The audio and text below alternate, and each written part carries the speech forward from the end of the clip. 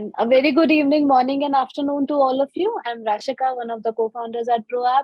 The topic for today is around the very first step of any design process, which is user research. We all might have read about it, we know its importance, but can we really use it to create an impact? Let's learn that today. So, we have Samrat with us today. He's a product designer and mentor intrigued about learning and exploring human behavior. For him, design is a plan that assists humans in achieving a healthy emotional, spiritual, and physical state. Currently, he's working as a senior product designer at Piramal Finance. Cool. The stage is all yours now. Thank you. So the topic, I think, it's creating an impact through user research. Uh, let me start introducing a little bit more about me. So myself, Samrat Sankhya, and I was I was a software engineer, but before as a software engineer, I was already into the designing some of the websites. I mean, it's not designing, developing the whole websites purely, and also trying to do some of the visual uh, things. But there is something that made me to realize that Samrat, maybe the development part is not the right place for you.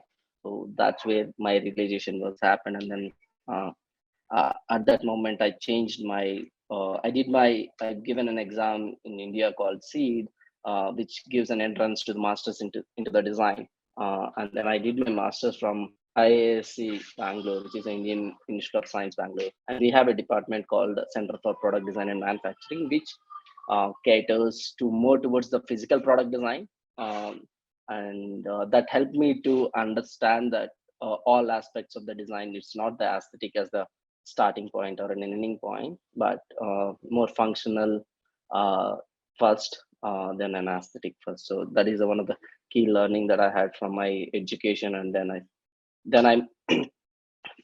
from there onwards, like my first company was like MedLife.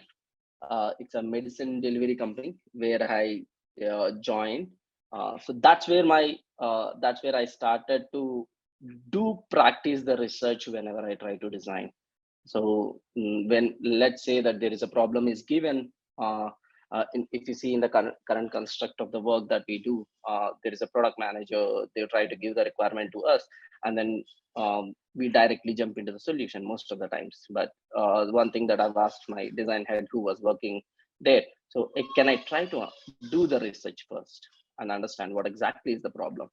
So that's how my journey was started, and then I started continuously practicing the research every now and then, and that's where the designs that I were trying to create, the solutions that I would create are creating the impact onto the users. So that is something that I have learned. So today I'm going to uh, take you all through a high level understanding of the how to do the user research, how you can create the user research plan, and also I will try to show four stories of my from my real work experience, so that how I've used the user research in trying to do and create an impact.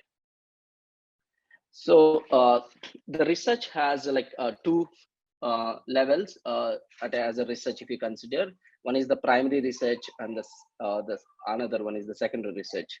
The primary research is where we go into the user's life and understand what exactly happens.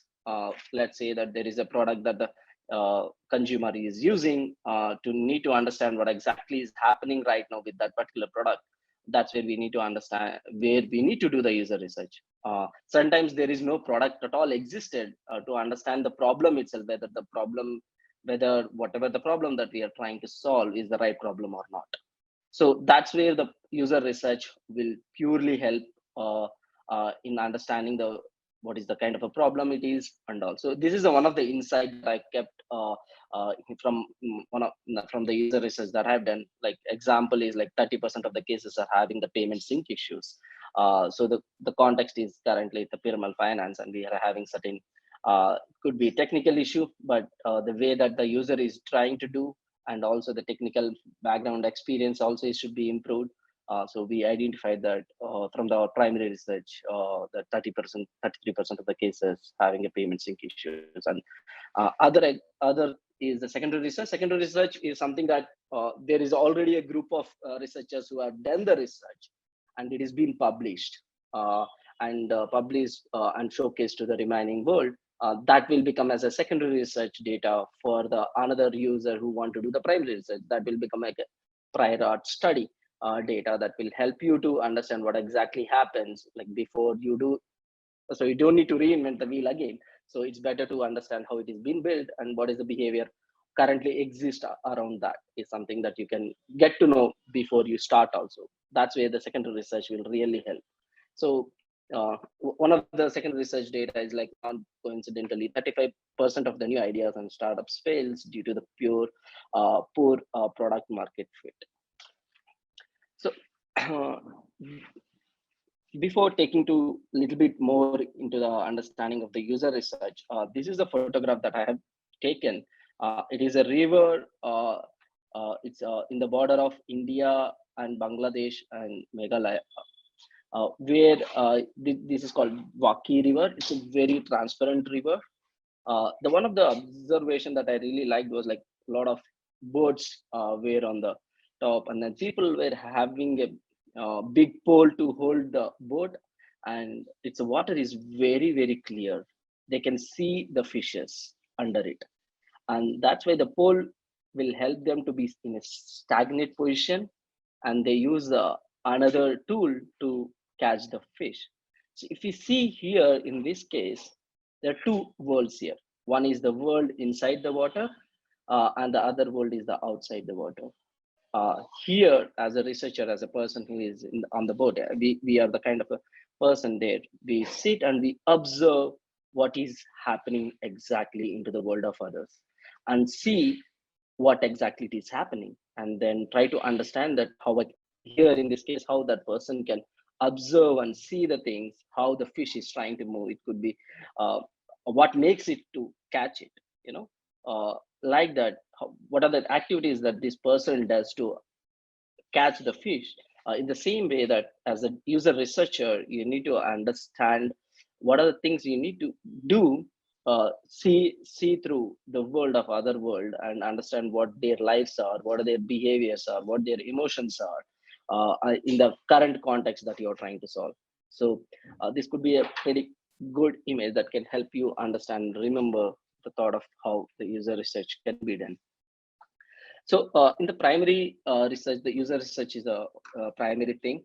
In the user research, it's a more about understanding the user behavior, attitudes, emotions, and the needs and the motivation in their context. This is very important that you need to stick to the context that you are trying to solve. So you need to know the context better, to which you are going to do the user research. So where you will be understanding the behaviors, attitudes, emotions, and the needs and motivations. And the other thing also, which been from my learning, is like you can try to inspire from the whatever the observations as well. So other part of it is called how it comes to the interaction design. So it is another piece is like how people process the information. It's a very important thing that as a researcher and the designer who is trying to design the solution need to know how they process the information, how people store the information in the mind. This is very important. Here I would like to give a story. There was one of the researcher who she was from IIT Bombay. She was giving a talk in our college in IISc. She was talking about designing a pamphlet for a rural area, and she has done a pretty good illustrations. And then the illustrations were like damn good, and then she thought that this is going to work. And then when she has created that pamphlet and then taken to the real life and then given to the people, it's more related towards the pregnancy. And then they created that pamphlets and they given to the village, but nobody was able to understand the language of it. Nobody was able to understand. So then she realized that there is something is wrong in the solution that I provided. So then what she did was like she went back and then she given paper and pen to them that, hey, what is pregnancy to you? Can you draw it? What is your understanding? So here it comes like how they process the information, how they store the information in the mind is very important. So which can help us to design with respect to that. So that's what she did, and then she went and then did the whole exercise with the people in the village. So that helped her to come up with a redesign of the whole solution, where it was much more useful than previous.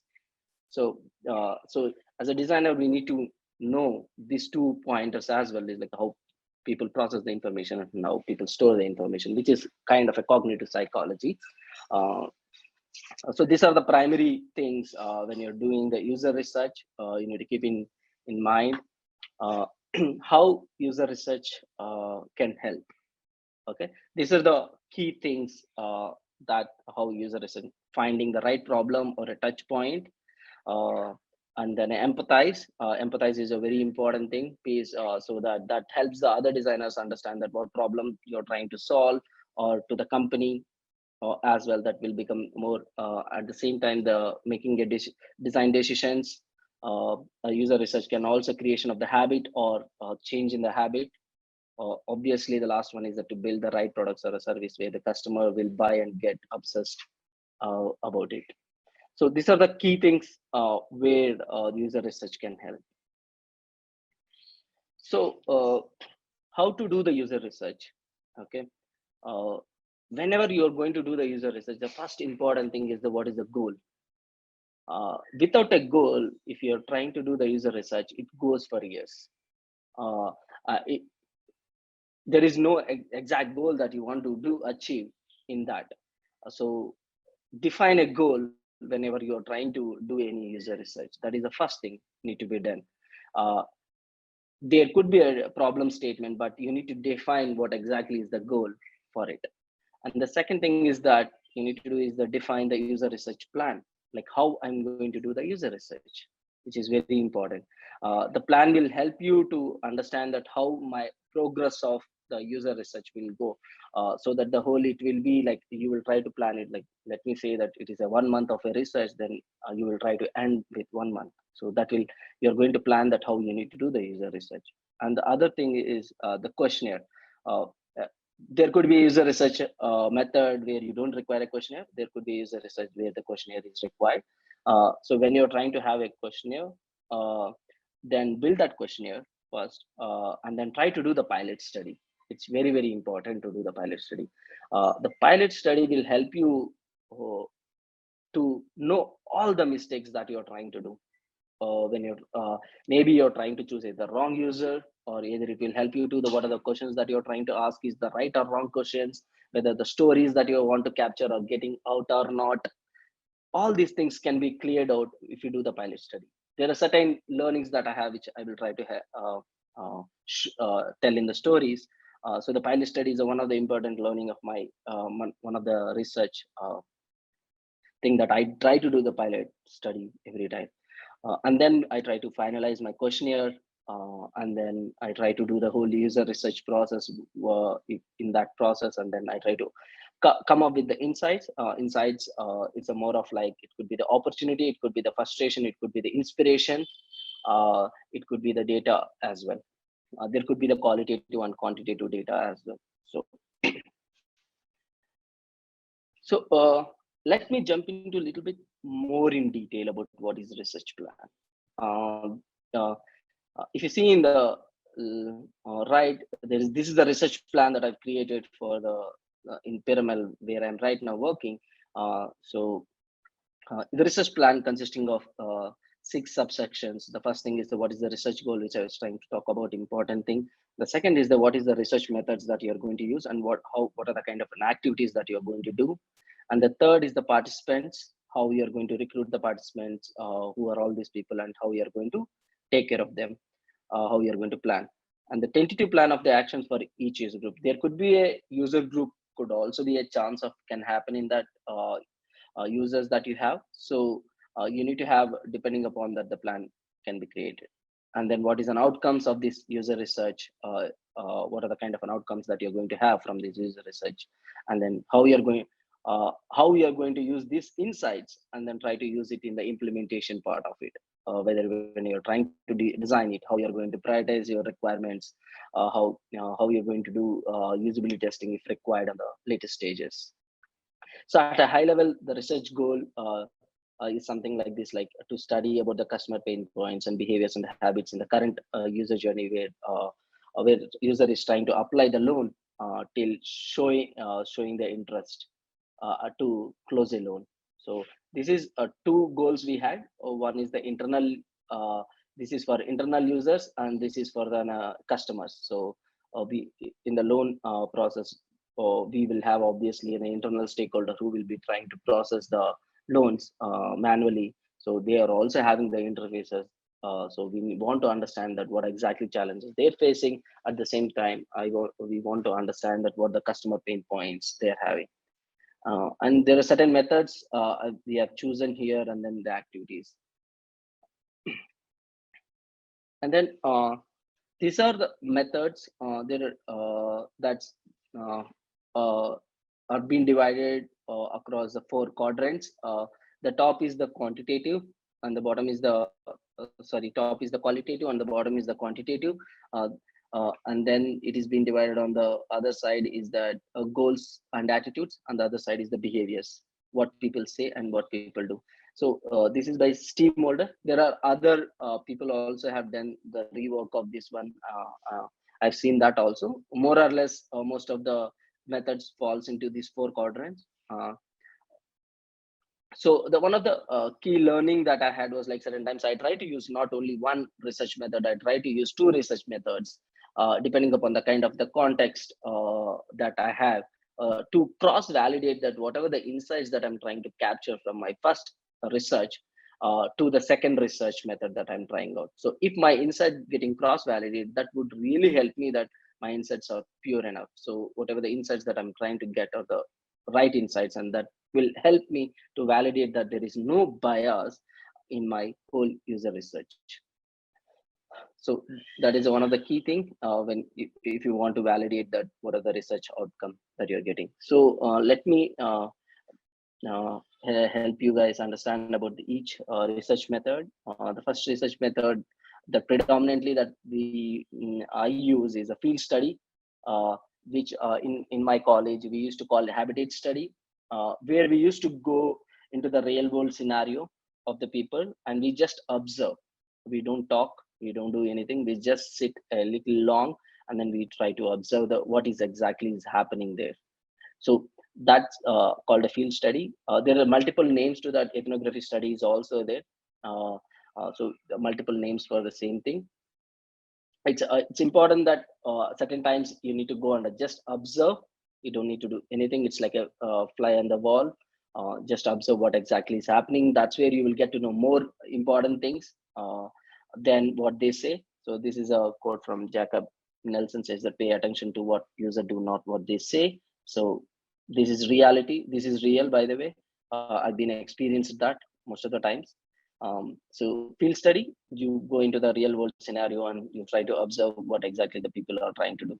And then at the same time, to understand the more context a little bit more better, that's where you will try to have certain questionnaires.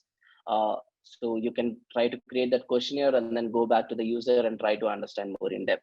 So that's where you'll get more contextually. You can try to inquire about that particular situation or a touch point that you would like to more details about that pain point that the user is having.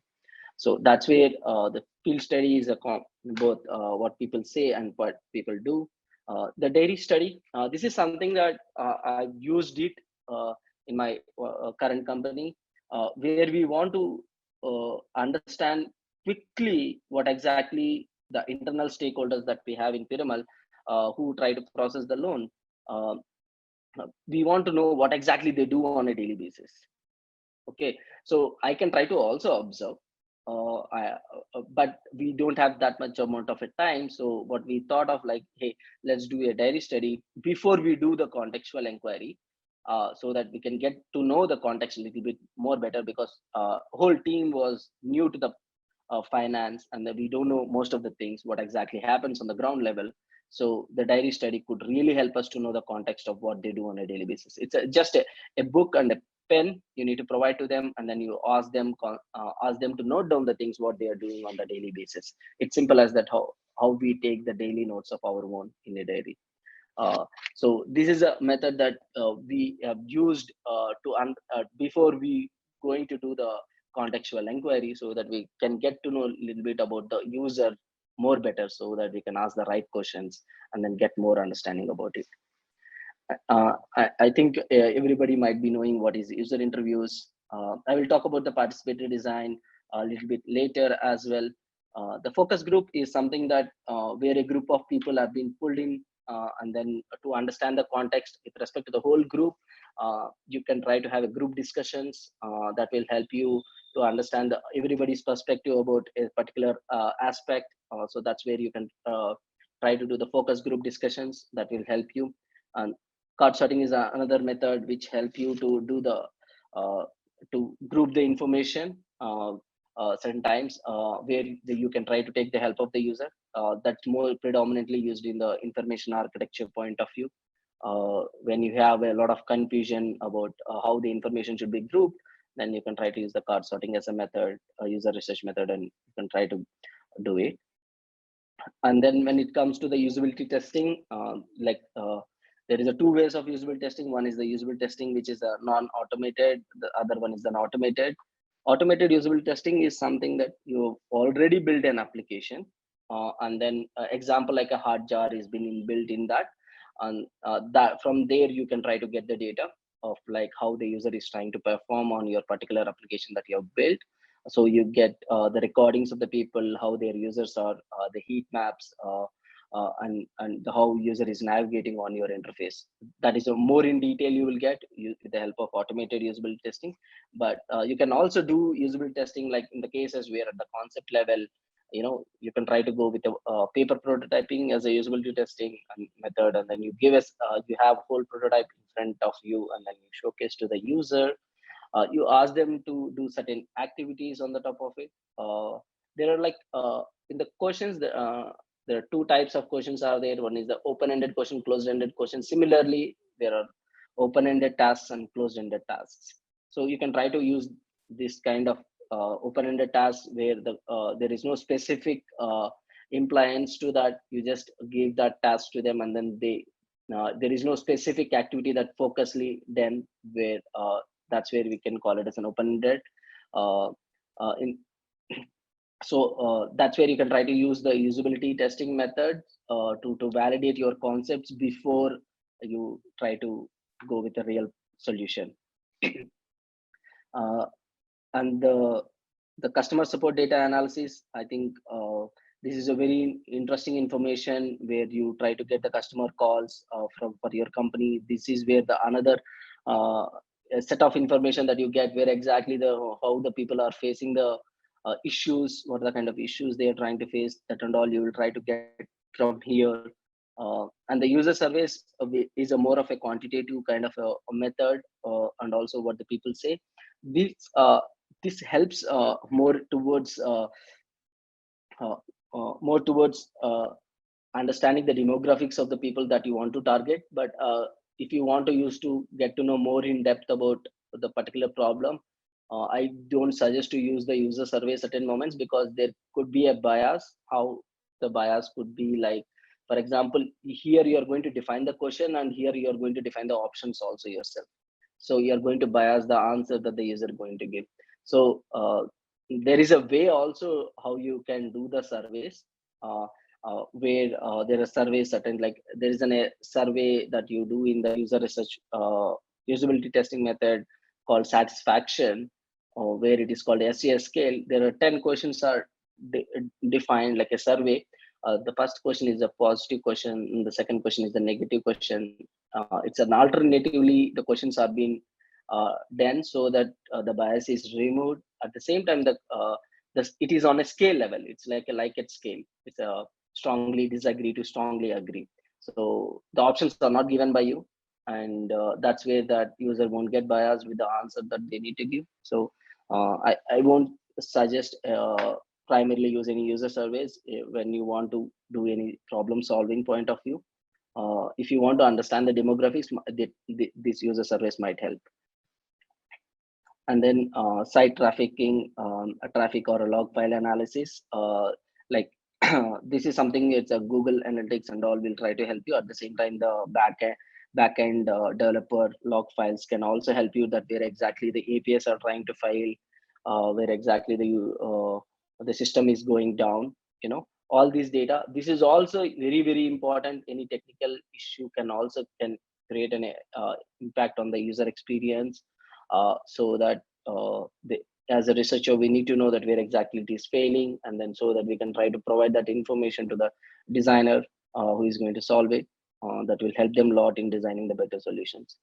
And finally, A/B testing. Whenever you have two concepts with you, where you want to validate which concept is better, that's where you do the A/B testing. Uh, uh, there you can try to know that how it could be on the certain parameters level, where effectiveness, efficiency, uh, learnability, satisfaction, and number of errors. These are the 5 attributes on which you can try to validate that the concept A and concept B, and then you will get to know which concept is working much more better in the conversions as well.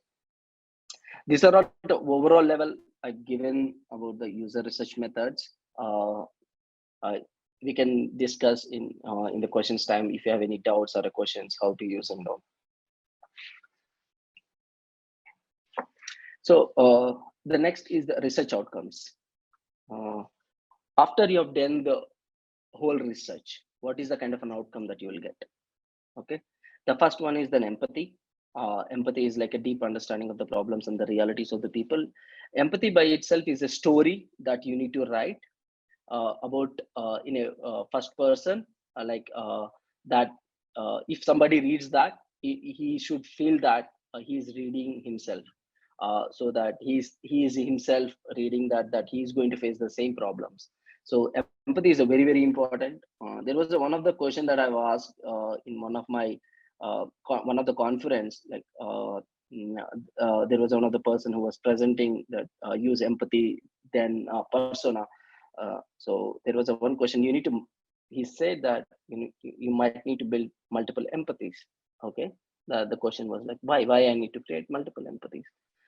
He said that, Samrat, when you talk to your friend, you talk differently. When you're talking to your CEO, you'll talk to it differently.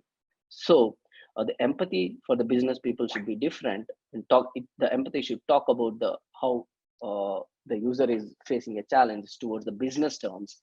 And then when you write an empathy for your fellow designers, then it is more towards the user problems. So that's where you might need to build two empathies of a stories, which can try to help one.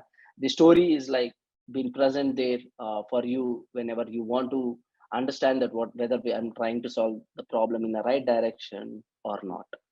So the empathy is a story, simple as that. And then it is written by, after the whole research is done, then the whole story is written. I will show an example as well in the further.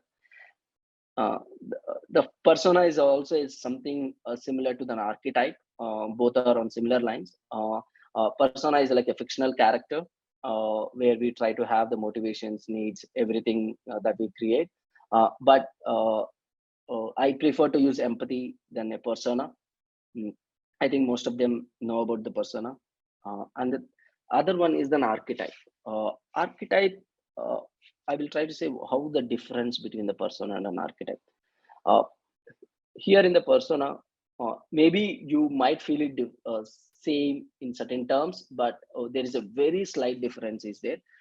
Archetype is like, let's say, in a day, you, I'm a father of one kid. I try to be like a father for a certain period of a time. I will try to be like an husband for a certain period of a time. I try to be like a just if I'm watching the movie, I will be like an explorer at that particular moment. So I'm a one person, but I change myself depending upon the context. So my goals and my motivations, depending the context, will change purely. So that's where we define archetype very clearly. So father could be an archetype where I can say that the father needs will be totally different by itself. So that's where you can define an archetype. It's a pattern of behaviors and motivations. So I will try to show an archetype example as well in the forward screens. Mm. And the next one is the user journey map. User journey map is a very simple thing to draw what exactly it is happening right now in the real world. What is their current journey when they're moving from A to B point? Okay, and how their frustration levels, and how they're happy towards the scale. So it's a graph drawn on a period of a touch points on a x-axis, and then y-axis is like a, it's from a frustration to a delight. So how the emotions are being flown when the user is moving from A to B. There's an example for that as well. And insights are very very important, which will be part of user journey map. Insights could be anything. It could be the frustration, it could be the opportunity, it could be the inspiration, uh, it could be the data point. Anything can be an insight, and the insights are very very important that will help you to drive your design decisions purely. Okay, so let me start with one story one. uh, Story one. Let me slow down and speak now. Um, the story one is that when I joined MedLife is a medicine delivery company. Uh, the problem came to me with a product manager said that, Samrat, hey, can we design a solution for appointment management? Okay, interesting. So then I see the competitors like Practo was already exist.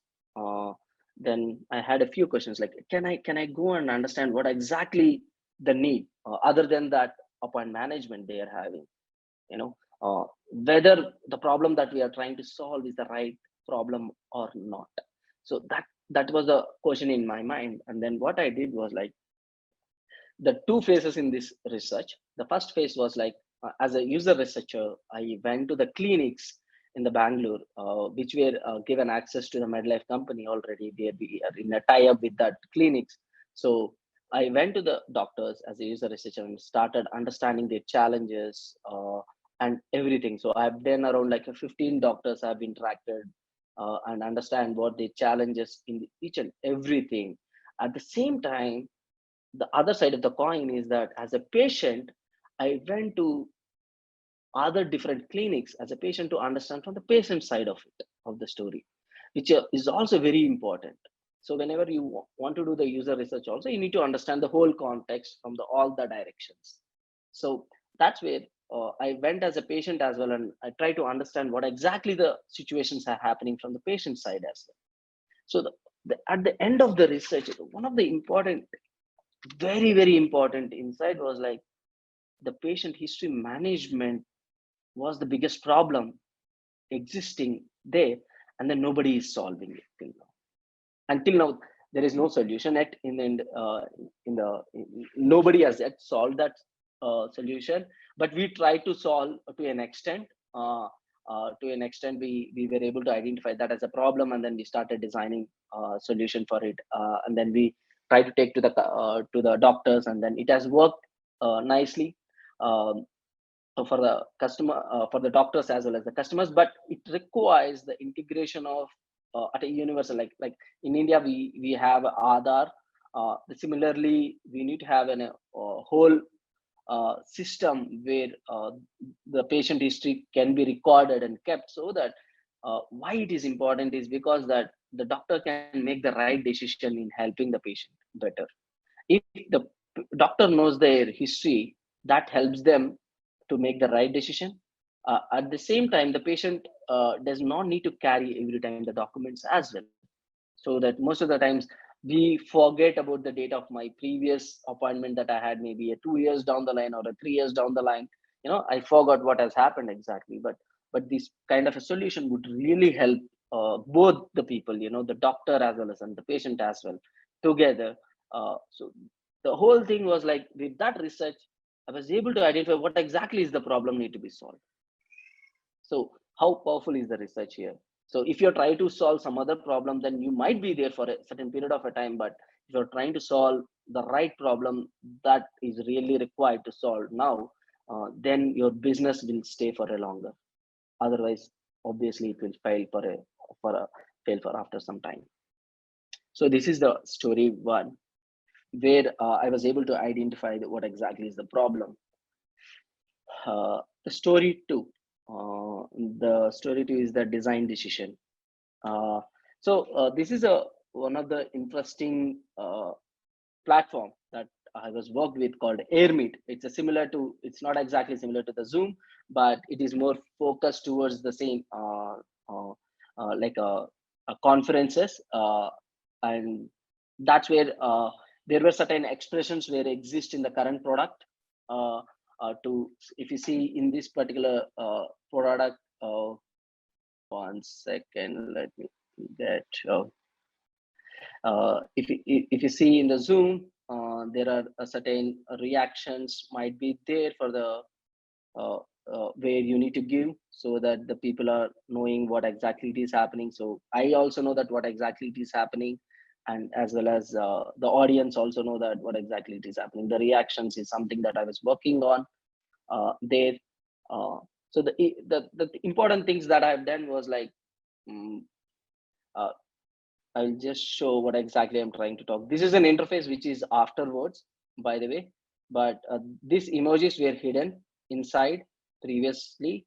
And then the emojis that were being used at this moment were very, the standard emojis that they had.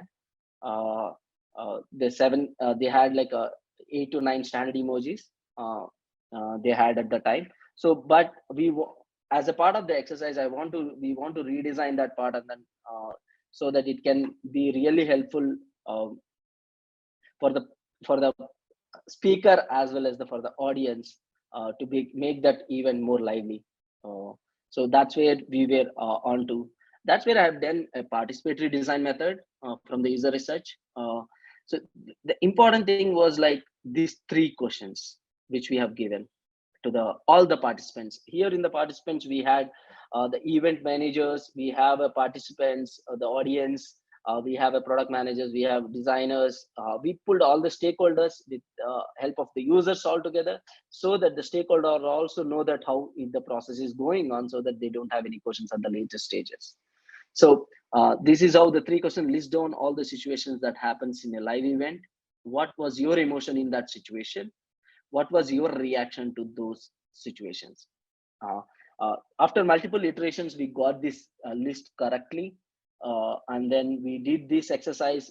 We were around like 14 people in the participatory method, and then we had list down, we got around like 60 uh, 65 around situations, and then we diverged as much as possible, and then later we converged ourselves onto the set of the reactions that we want to do. So, and that's where like we were identified that these are the seven possible reactions that on a live event most of them has told: the applause, love it, like, superb, lol, celebration, and wow. So, and this was the first set of visual things were done, and a lot of interaction designs were also done there. How the emoji should fly, what is the more interaction design part also has been validated before we went live, so that it won't distract the speaker when they are talking. So at to what level the emoji should fly, and what at what speed it should fly, each and everything is being tested and tried. And then at the secondary, we validated the emojis are right or wrong, and then we reiterated again by testing with the people, and then we finalized on the this seven set, and then we also added the visual little bit more to delight the users. And then the impact was like 356% increase in the emojis has happened due to this the whole approach that we have taken in solving the problem. So that is about the secondary, the second story, where you can use the participatory design as a user research method. You can try to involve all the stakeholders to bring onto the same page, and then you can try to exercise. Here it is very important that you need to moderate it correctly. If you are not able to moderate it correctly, then the whole thing can go into the wrong stage. So here also you need to validate that part also, so that you are not doing in a wrong way. And the third one is the Reposo. Reposo is also one of the company that I worked with. Mm.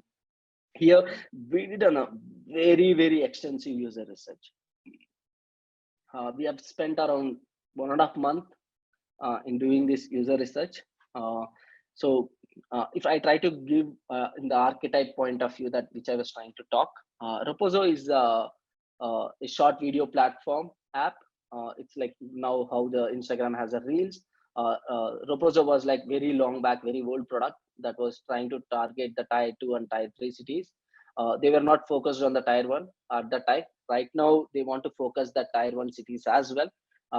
So we want to do any design decisions with the help of the research was the concept that we started with.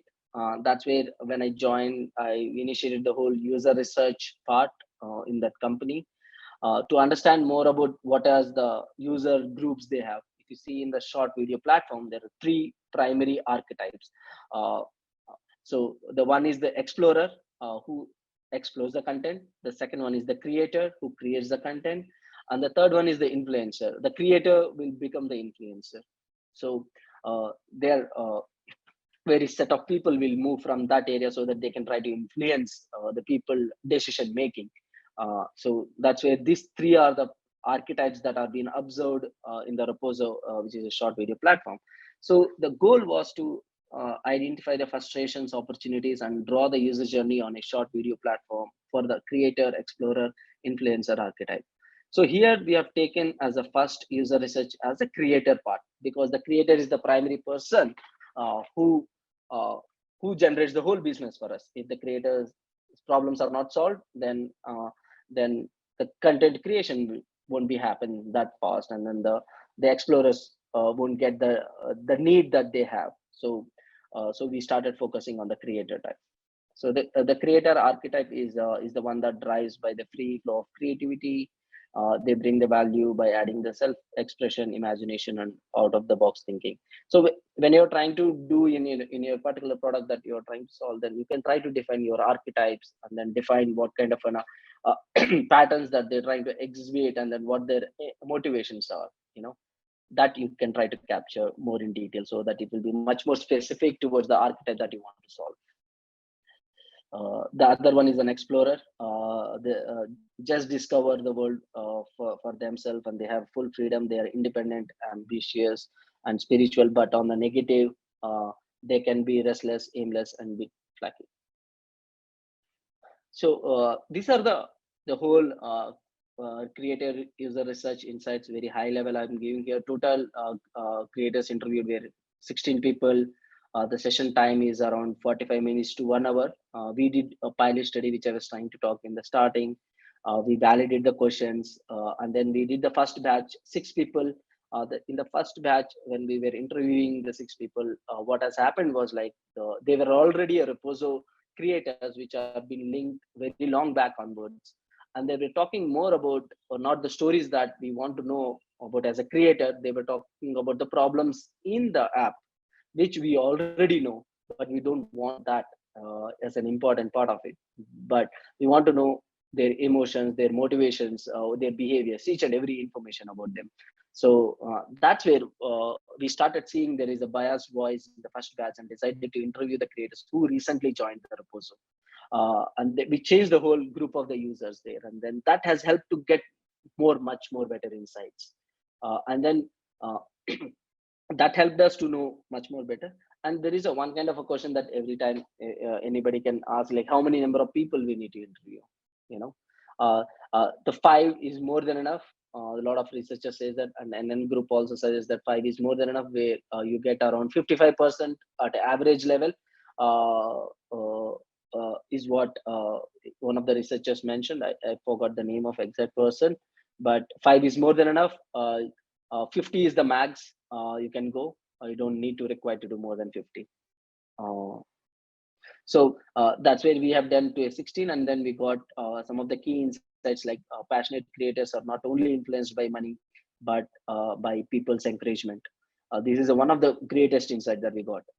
We used to have already a loyalty program as a solution there, but when we talk to the people who were very passionate, they were not influenced by the money at all.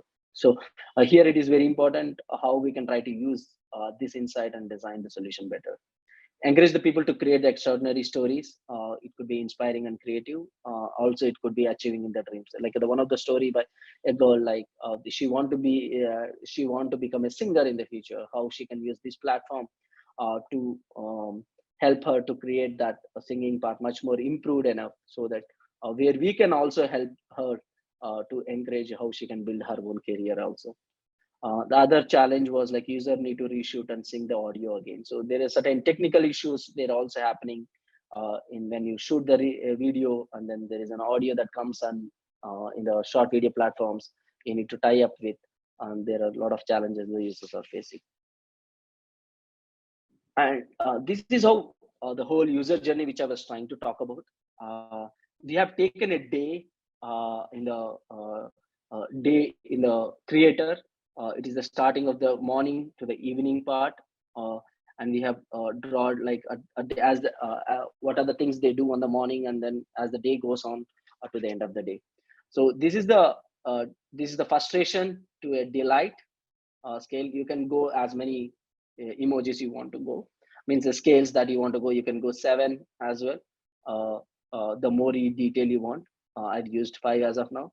So as the day opens up, they check the Reposo coins. We have a loyalty program in the Reposo, so they used to check the Reposo coins, and also they use other social media apps in the morning, and then they try to explore the videos and challenges, so that helps them to create the content for that day. Other The next thing which is like coming up ideas is a challenge for them. Identifying what idea I need to create, what kind of a video I need to create. That's where uh, uh, these creators has faced the challenge. They might come with an idea, and then there are challenges with recording the session. They used to face a lot. That's where the bigger pain point that have been observed by us. And then once the recording is done, they feel like I completed the recording. Then that's where the emotion comes to the stable level. And then when it comes to the editing, again it goes to the bad state of emotion, where they need to again edit back, and then make some small changes if required. They felt it, and then they need to edit back. And then when they start sharing, that's where they feel much more happy. And then they feel at the delight at this little bit level, at this touch point. And then they move on, they visit the profile, they try to visit the profile to see what exactly, how many people are viewing my video, how many coins that I got from the Reposo, all these things. Then they will try to see, and then end of the day, like they try to watch the notifications on, like if they post a video on social media, and then see how the people are attracting towards it. So here we have drawn the whole user journey, how it goes on a day, to put all the touch points that as much as possible we are able to bring all the touch points. So to understand that what are the problems are happening at each particular touch point. And then the F is for the frustration and O is for opportunity here. And then we kept wherever there is a big frustration, we added them. And this is a how you can try to create an insight is can be something like this. The insight at a high level is the use of external audio and video editing tools was a frustration. So, and this is the voice of the user that we recorded, and we have written their names as well exactly. The Priyanka uses InShot app to edit her videos before uploading.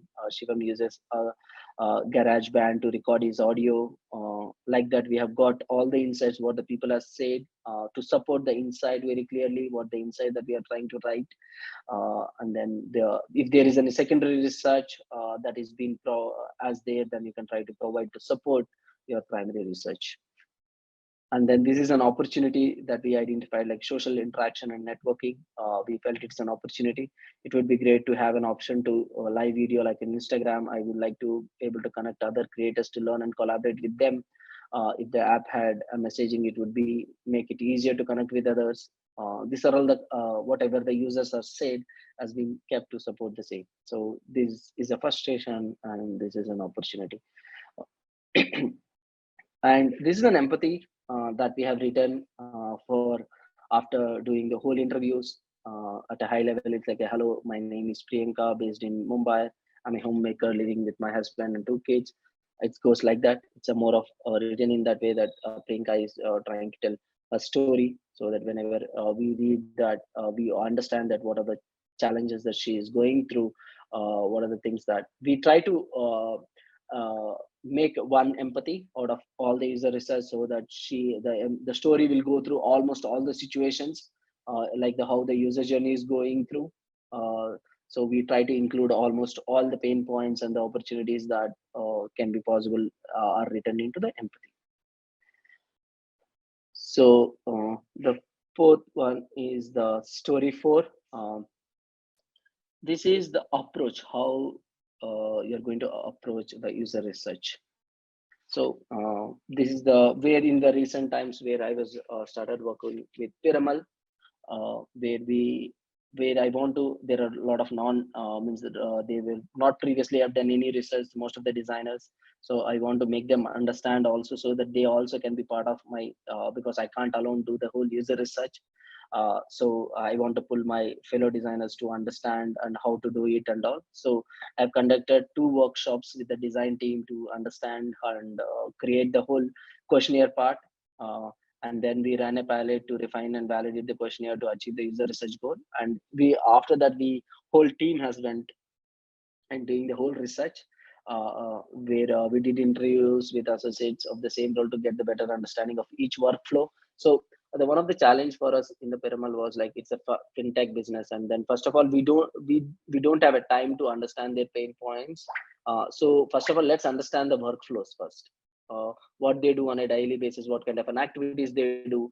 uh, at that level, if we can try to understand that, that would be really help us before we go to the next step.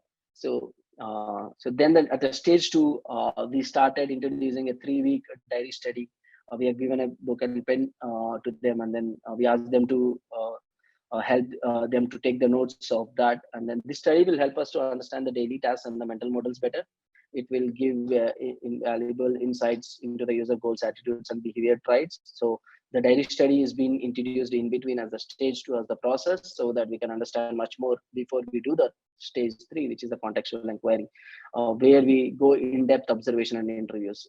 And then here we want to do the camera recording as well, or a daily study that we had data can help us to do the contextual inquiry much more better. So it will help the design team to empathize with and understand user frustration.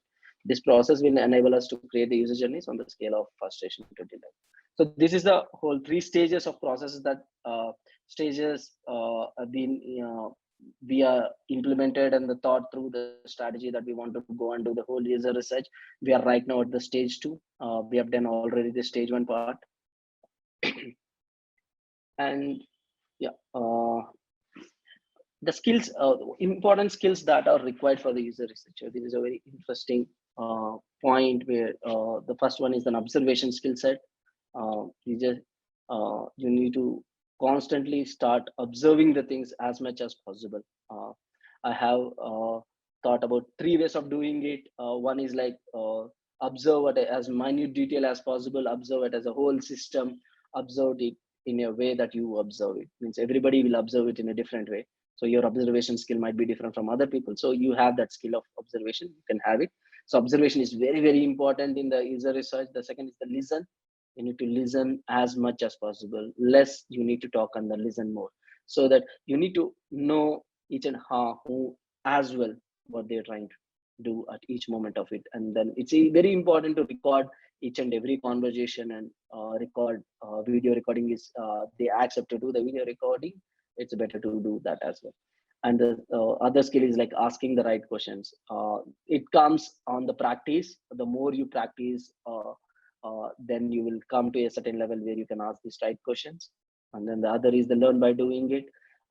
So you think that today you want to learn this user research method, try to go take a problem, try to apply that method and learn from it. Without applying it, you will won't get to know what exactly it is going to happen there on the other side, you know. So it's better to do that. And the other is being neutral while conversation. So you don't need to showcase your emotions at all. You just be as much as neutral. in the conversations when you're trying to have a face-to-face interview. So most of the time, so you need to be as neutral as possible. And the last one is the quick rapport building. Like this is a very, very important thing. We have seen a lot of people, they don't, it's very tough to break the silence, so that we can get the real story of them. Certain people very tough to talk to them. For certain people, it will be easy. So if you are very good at rapport building and having a good conversations with them too, so then they can try to talk much more better. So these are the 6 important skills. There might be more as well, but these are very, very important skills that user researcher should have. I think I will pause for now, and then I'll come back here and I'll stop presenting. Okay. Yeah. And any questions, any? So that was an amazing presentation, and we have almost 10 questions lined up for you in the Q&A section. If you can Yeah, see them. nice. Would you have another example how people process and store the information? How you identify that this in practice and how it helped the design team? So, for example, now the first question says that another example. So, for example, you're trying to design for a the one of the challenge in the Piramal was like the financial journeys are very, very tough for the users, and their mental model was still there, that the people have the mental model is that someone will take care of my loan journey. It's not that I'm going to do it, but how we can try to make them to do by themselves is the learn journey is something that we want to know, that how they are going to process the information. Means there are a lot of technical terms and all are there. So how we can try to do in that was like we try to take the interfaces to them, and then what they are understanding as the terms is the terms are what their user language we need to know. So that is very important. So the user language, how they're going to talk, how they're going to talk about, for example, we know as a technical term called credit score, or what they're calling, we don't know that what they're calling itself. So we need to know that exact terms that they're using in their current information. So that will help us to write the kind of a UX writing on the experience, so that they can try to process this information much easy. So that's where the user researcher can help in understanding that how they're trying to process the information currently in the case of the loan processing part. Have you Yes. worked on eye tracking technology? Technology. And if so, how did you? So I've not worked on it yet on this one. So it requires a lab kind of a setup, as well as you can try to do use the any software technology that you can have. But I've not went into that detail level. But we have done. We have used a full story, I think so, a tool when we were designing in a capillary technologies. But we were trying to see the recordings part more in detail, how the user is trying to perform the actions on the interfaces, and we see any lag. We try to go and talk to these users back again, understand that what are the challenges they face. But till now, means I've not done. So yeah. Uh, Hey, in this table Understanding diagram, where does the where the heuristic heuristic evaluation? Heuristic evaluation. evaluation is totally different, I would say. Heuristics are like simple as laws. It's as a, for a designer, you need to know these things. Uh, uh, this is not kind of a method. It's a more of like a certain checklist you need to have when you're trying to design, so that you don't fail all these 10 points in your design. That simple it is. So it Right. won't be in that way. Like that is a methods user, that are all methods, how I can try to approach and identify some behaviors and all. This is a set of rules are defined, that whether designs is following certain rules, basic rules. So that is the whole thing about the heuristic evaluation. Right. As a startup, without a required amount of traffic, how did you properly run A/B testing to be meaningful? Wait. The question has moved up. Oh, where I am right now. Where is the question has moved? Yeah, it's Yeah, the yeah, got it. first. Yeah, the Yeah, first yeah. question. Without required amount of a traffic, how do you see here? When you don't have a required amount of a traffic, then there is some problem in the solution that you are making. Simple as that. So you better go. towards the real world and try to test the solutions. Don't do the A/B testing in the life. So that would be the very important. Don't do it. Go and see what exactly it is happening. Whether concept A you test with certain users, concept B test with certain users. Maybe you're trying to solve the wrong problem. Might be that's why the users are not there. Simple as that. The next one is okay. How many UX designers saying that the personas are frequently not useful? Why? Controversial means see this is the statement that told to me who was my professor is from Cambridge who where I studied. He communicated this very clearly to us that this is used by the marketing team. It's a kind of a skeleton, by the way, that helps the marketing team but not the designers. So you need to know what exactly happening there. So right now you try to create that all the assumptions as the personas. If you see, templates are being filled by all the assumptions only. I never seen a persona with a real motivations. Never I've seen. Means you can build that, which is the archetype that I was trying to talk about, right? Where the emotions are there. You can write an empathy breaker into a template where you have the emotions are written very clearly. You can try to follow that skeleton. There is nothing wrong in that. It's a that's how it is being portrayed. So the story is much more better. So if I read the story, see, it's simple as that. You see a movie towards you try to see a broken lines of somebody's saying some continuously a news. The news is a broken lines, but the movie is like a continuous story about one particular thing. So that is a separation, I would say. The story will try to give the context much more better, compared to that of a broken lines. So that's where the whole point of difference, I would say. And In reality, there are some questions in the chat as well. Should we take it side by side or later? Yeah, we will take. Let me answer this, and then we will go to that. Sure. Yeah.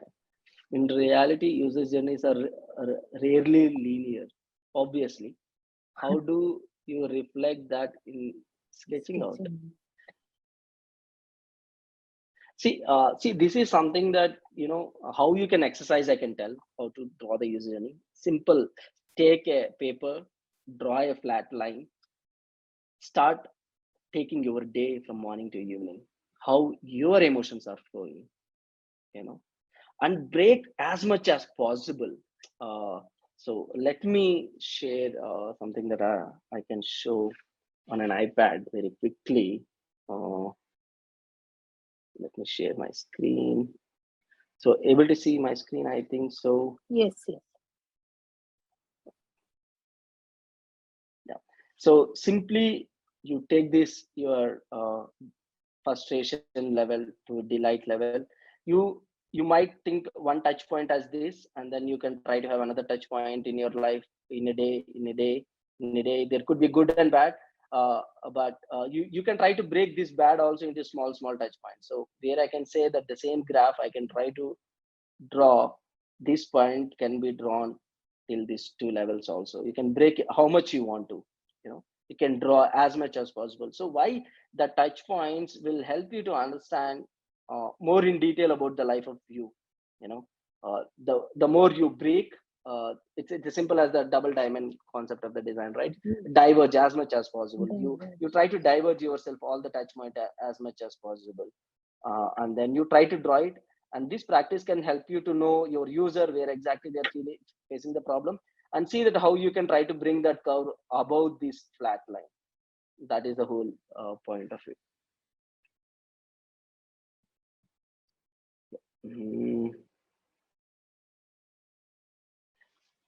Can we make a user journey map for the future product without existing currently? Like, for example, a product has been created and we can imagine how the product blend in user life.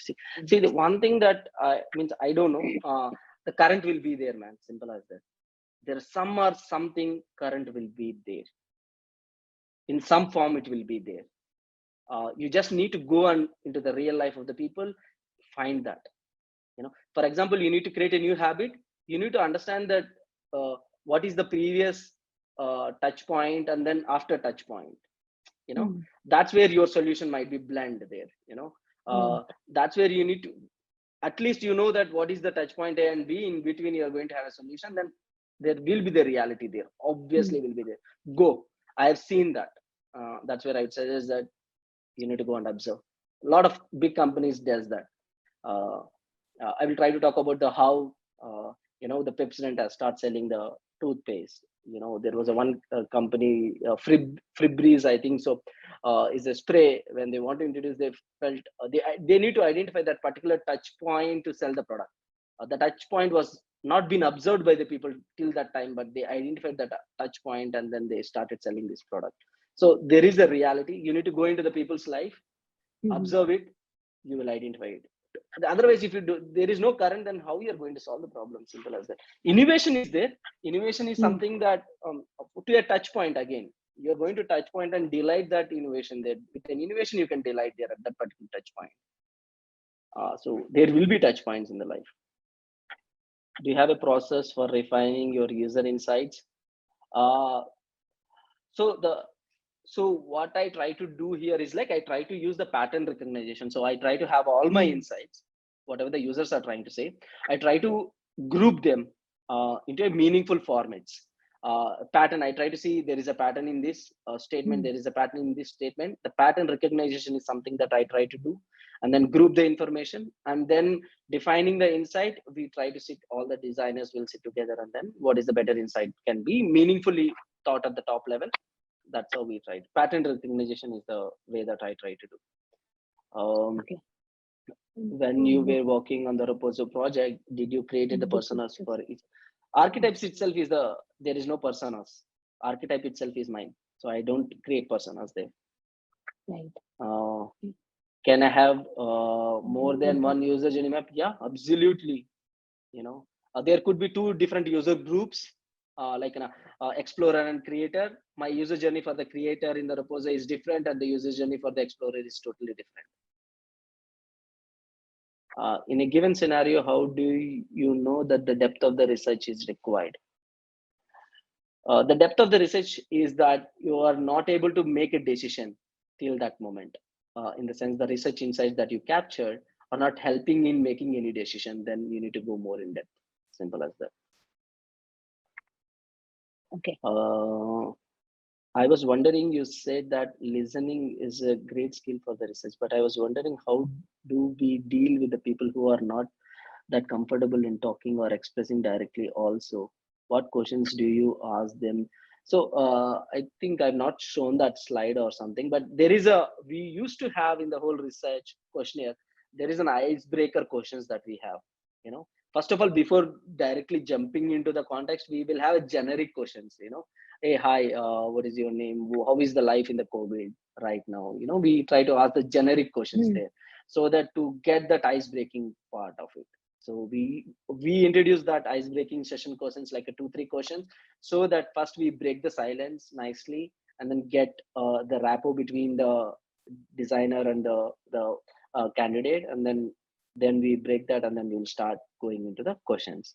So sometimes when we see that means certain time the people won't able to respond that, so we take that user as a discarded. We will discard mostly the user research of the data of that particular person, until unless that person is talking something story. How do you know what research method to use when faced with a design problem? So it depends upon the whole thing, right? What kind of an insights that you want to capture, whether you quantitative or qualitative, whether you want to more focus towards the what people say or what people do. But predominantly I will go with a field study, because that is the best, which covers the both, what people say and what people do. So that is the best research method to go with first. You'll get to know as much as details as possible, and then you can you can decide, like, to understand. Certain times it's very difficult to know more about them, so you can try to have a diary studies an example in that, which I've used to get to know about the people first hand. So that's where I've used that method. So there is a one which I follow, one of the researcher called Meena Kotandaraman. She has done for I think I know which in Canada, I think so. They have done mood boarding as to understand the customers first. what they're doing on the daily basis. They've asked them to do a mood boarding so that they will get to know about the family first. That is very important. So they've used that method, and then it's a more of like, sometimes it is tough to choose. If you fail also, it's okay, you will have some learnings from it, and then you will identify that this method is not working there, so you need to go with another method. So that's where my first point of view was like, I will try to use two methods. I don't go with one method, so that I will try to get some or other, one fails or another fails. I'll get some insights out Right. of it. Right. Yeah. Okay. Okay. Okay. How do you know that research method, this one? How to know if research is not biased? So that is one of the scenario is that the kind of the stories that you are getting, right? That's Right. where you will get to know that whether it is biased or unbiased. Like, we have experienced it. Like, we want to know the stories of the people. Let me show the questionnaire that we have made. I think I forgot to present that. Let me show the questionnaire that we have made for the Raposo, so that you can get a very quick glimpse. Let me go to my Google Slides. No, not required. I think I need to go to Figma.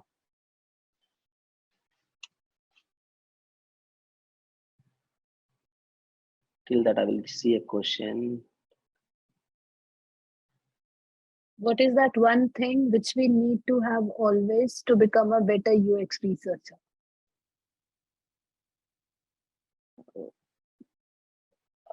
I've told, it's like the keen to learn and then observing the people. That is the two things I would say. So this is a questionnaire that we created. The ice breaking session questions which I was trying to talk, and the questionnaire that we have created, and then this is something that we grouped to the meaning of it, and then we have a certain questions to that grouping. The free time and the hobbies, and then the questions will be there with respect to the discovery of the talent or interest, and we have the questions. We want to know the stories here. We don't want what are the problems they're facing on an app. We are not important. We don't want that data at all. We want that how they discover this kind of a products, how they do, what they do on the daily life. We want to know more about that from their life. So this is how we have defined the questionnaire. And then the icebreaker part, which I was trying to talk here, is this. We have an icebreaker session, and then this is how we have split the questionnaire part. We have introduction, we do the introduction part, and then we do the icebreaker session. Sometimes we set up the conversations with them before we do the interview, so we try to talk to them, and then we help them understand that what context we are trying to do the user research about also. So they know the context, so they also can have some stories before we do.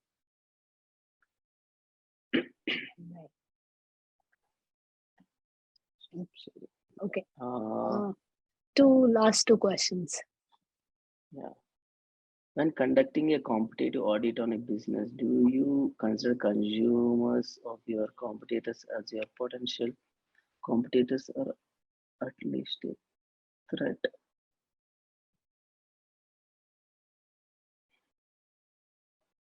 Consumers of your competitors as a potential competitor? I don't think so. Like, if you are able to solve the correct problem, you are able to delight them, then they will become your customers. You don't need to feel that, is what I would think so. But she's asking, he or she, I'm not sure, as a potential competitor, as in consumers of your competitors, as your potential competitor. Means, as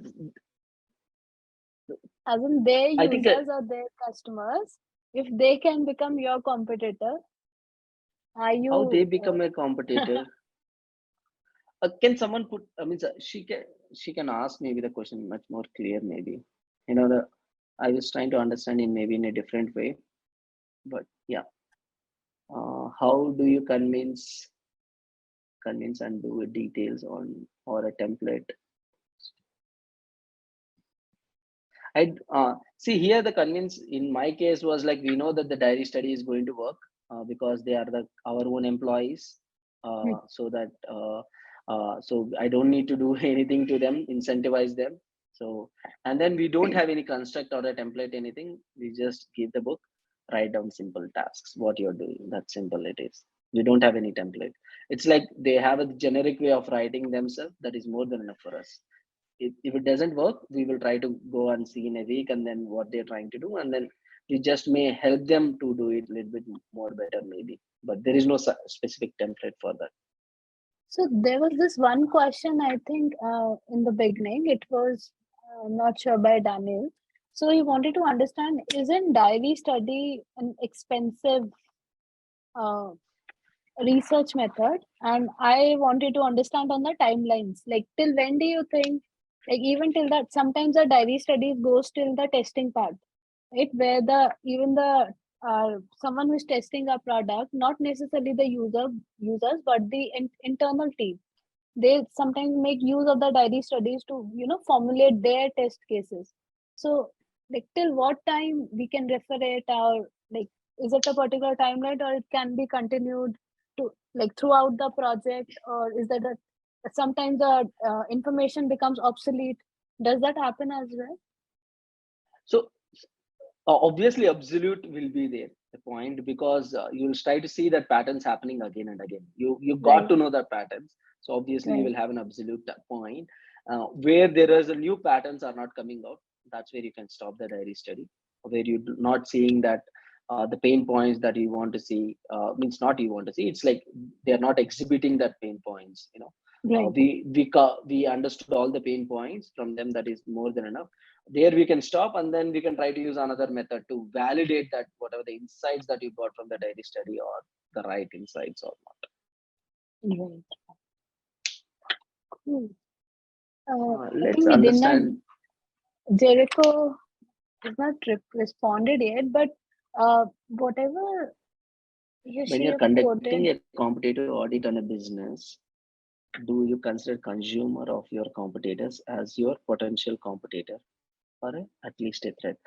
Means the let's say competitor is like, for us as a medlife, where let's say medlife, let's take Roposa and the reels. Let's say that my competitor of the company is the reels, and that person customer becoming a threat of that reel user, and still not getting that, how he will become a potential competitor to me. uh, I will try to acquire him if I can, but how I can, that person could be, means if I have a creators, and then there is a set of creators on that particular product, then there could be a competition between my customers, between their customers, might be a Hmm, chance. But uh, competition could happen, but how I can try to create that experience that the competition is something towards their passion, could be done, not towards that to build that as a competition, you know right. that's where I would think it as. Yeah. Okay. We have one last question. Yeah, I Is it? have been hearing diary studies and field studies. What about the situations where you are working on a personal project for your portfolio? How can you research and validate the problem, since you are only one? What kind of a research method?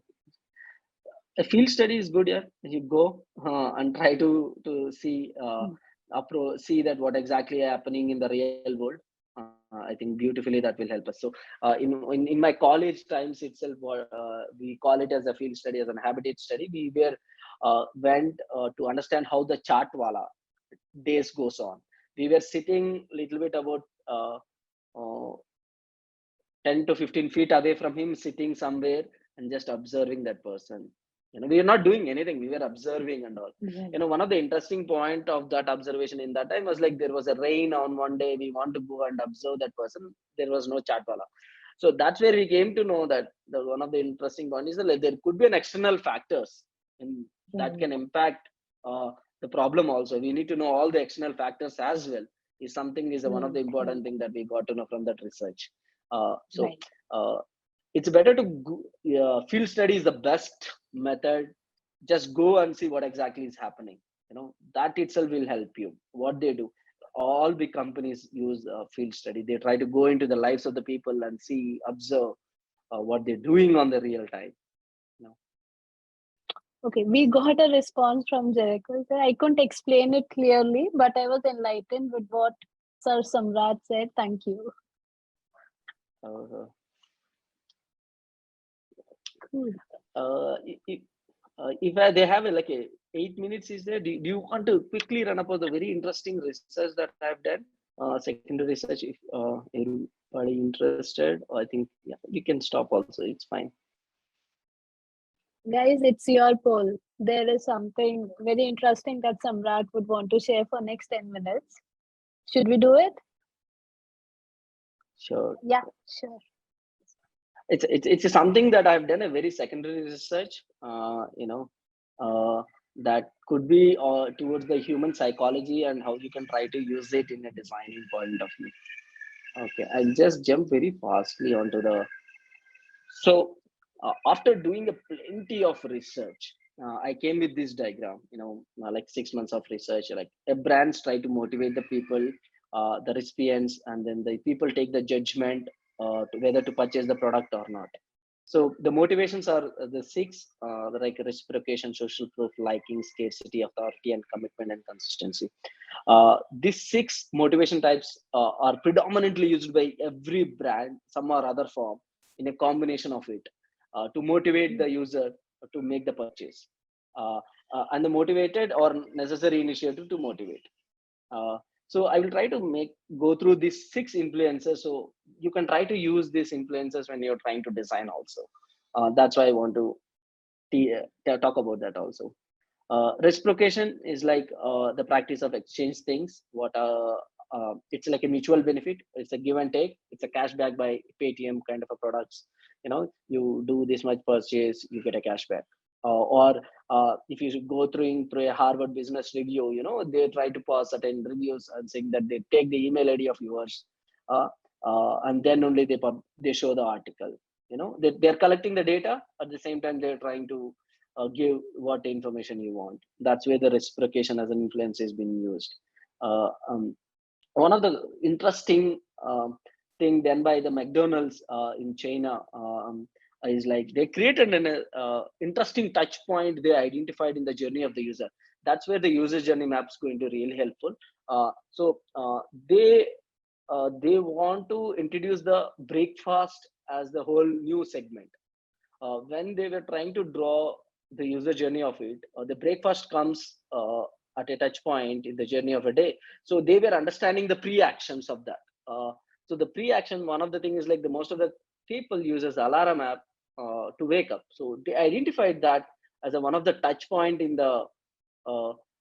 point in their lives, and then they used that as a cue, and they created an alarm app. And if you use the alarm app, what happens is like you get a free uh, coffee or a fee breakfast item, one of the item, and then they try to influence the user to come back to the store and then create that habit, a pure loop of habit, so that they can try to make the purchase. So there is no existence of it till now as a breakfast as a McDonald's, and then how they identified the touch point is because they went into the research of the daily life of the people and started drawing the user journey and the you can grow as pre as possible, as post as possible, and depending on the kind of the context you want to go, and then you identify that touch point and then you can try to influence.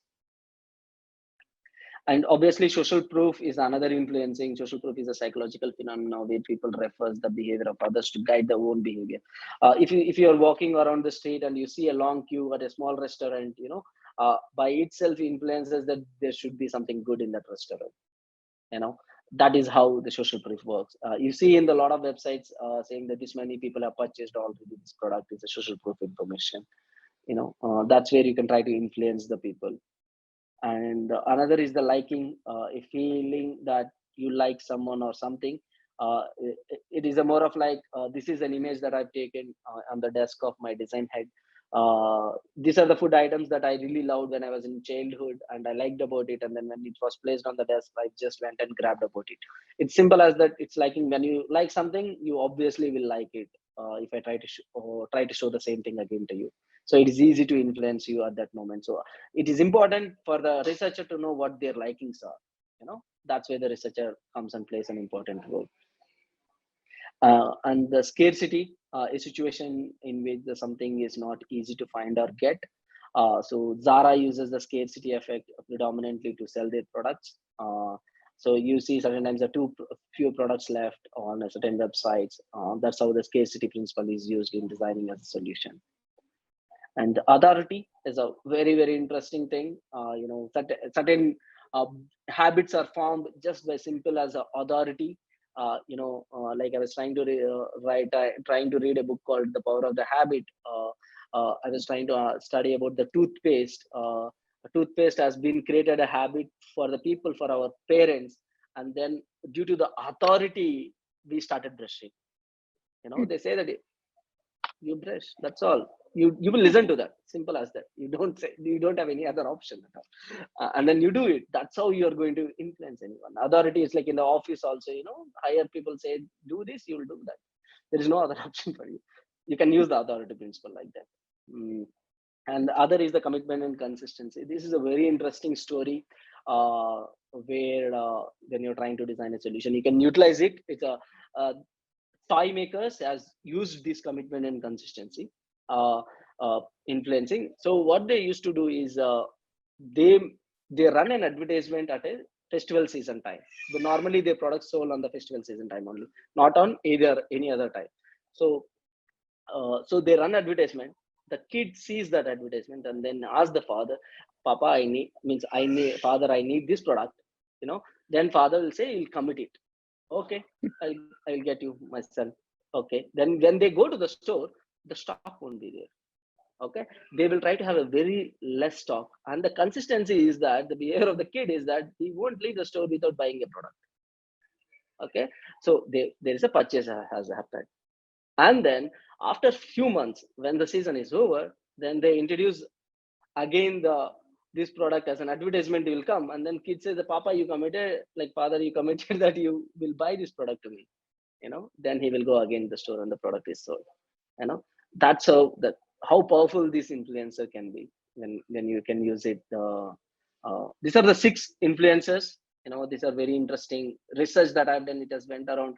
This is a secondary research, purely reading a lot of books and a lot of research that has done by a lot of great people, studied through that, and then understood that how you can use the influence in the design as well. You can interaction design, you can use it wherever, anywhere you can use it. Yeah, that's all.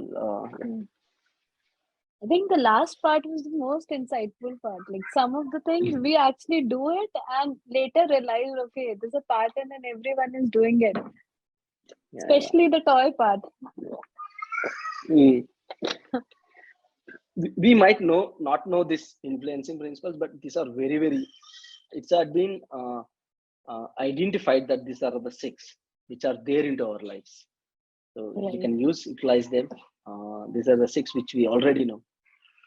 So I think that's where psychology plays a very good part while designing your products as well. yes, yes. Think, thank Cool you so guys. much taking out this time on a Saturday evening where you could have had a dinner with the family, go outside. You did it for us. Thank you so much for that. And I think Thank you, everyone loved it a lot. It was very insightful for me as well. Thank you for doing this with us. Have a great weekend. thank you very much.